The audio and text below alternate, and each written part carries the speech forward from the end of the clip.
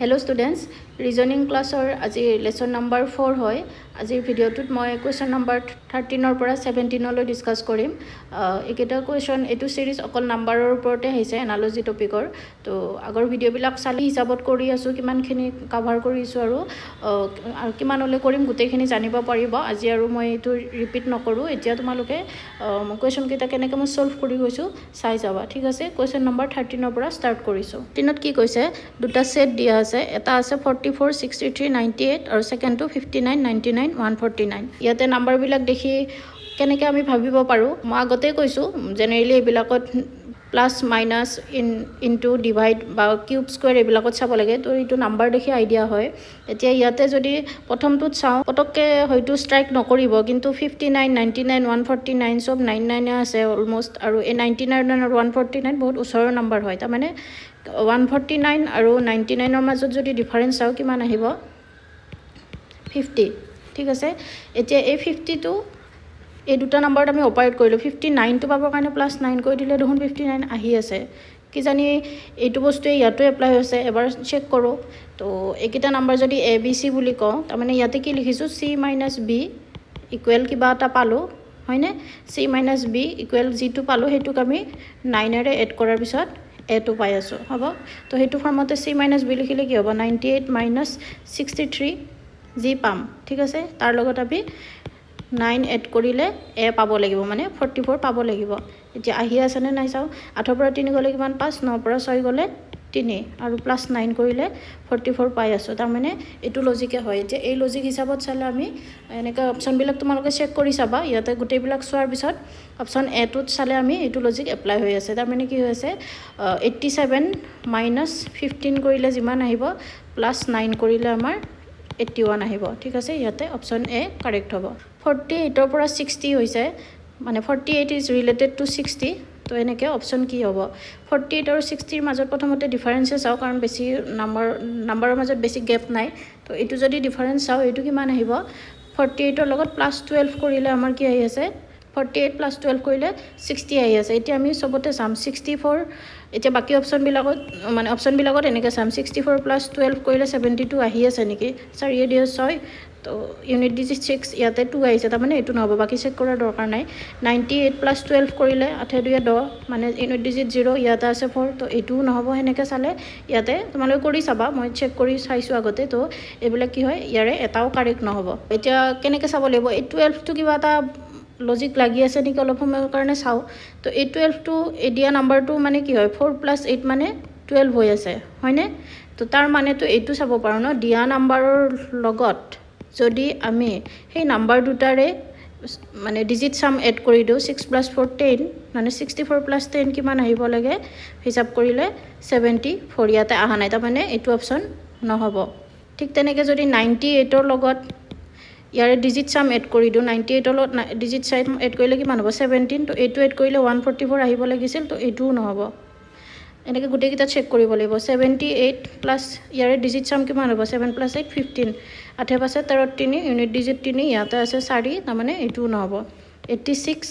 plus 28 কিমান 14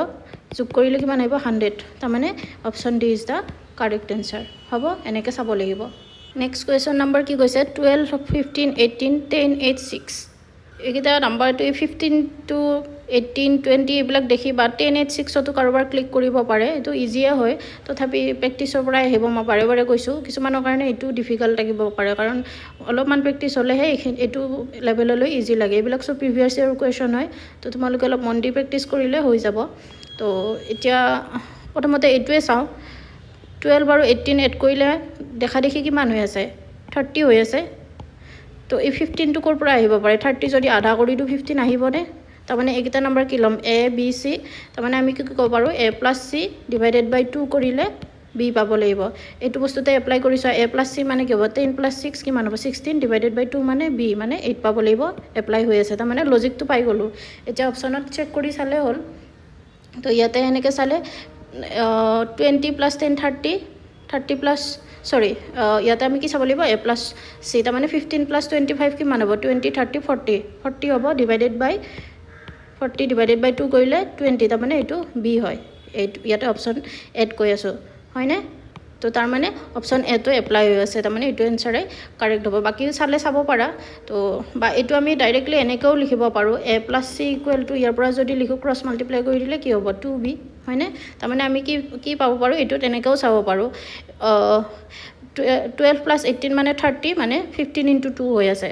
এনে এইটো ৰিলেশনতো চাব পাৰো নহলে ডাইৰেক্ট এইটোটো চাব পাৰো এতিয়া এবিলাক অপচনত a + c কৰিলে 2b আহি আছে না চাও 14 কিমান হয় 28 ৰ ডাবল কিমান 56 আহিব লাগিছিল এইটো 28 তাৰ মানে এইটো নহব ঠিক তেনেকে a + c কৰিলে কিমান হ'ব 10 20 30 ডাবল কৰিলে কিমান আহিব লাগিব 60 ইয়াতে 10 আছে এই কাৰণে এইটো নহব ঠিক তেনেকে মানে এইটোত চোৱা আৰু এইটোত চোৱা একে কথা বাৰে বাৰে ৰিপিট কৰি আছো মানে কেনেকে চাব লাগে তোমালোকে অলপ মন দিবা তো 19 + 1 কিমান হ'ব 20 ডাবল কৰিলে কিমান আহিব লাগিছিল 40 কিন্তু ইয়াতে কি আছে 18 তাৰ মানে এইটো নহব তো hence option A is the correct answer question number 16 টো চোৱা কি দিয়া আছে 16 ৰ ৰিলেশন 128 ৰ লগত দিয়া আছে তো এইটো 16 আৰু এইটো ইমান ডাঙৰ নাম্বাৰ আহিছে মোৰ দেন 100 হয় তো ইয়াতে আমি মাল্টিপ্লাই চাম 100 ইনটু কিমান মাল্টিপ্লাই কৰিলে 128 আহি আছে এইটো কৰি চালে গম পাবা ইনটু 8 হ'ব এতিয়া 18 ৰ পৰা 160 টো কি কৰিলে পাই আছো 8 এৰটো হোৱা নাই তো ইয়াতে এইটো মাল্টিপ্লিকেশন এইটোটো কনফাৰ্ম হৈছে 18 ইনটু কিমান হৈছে 9 তাৰ মানে এই 8 আৰু 9 ত কিবা এটা লজিক সোমাই আছে হ'ব এতিয়া 8 আৰু 9 টোক অকমান ফোকাস কৰো 8 টো কি হয়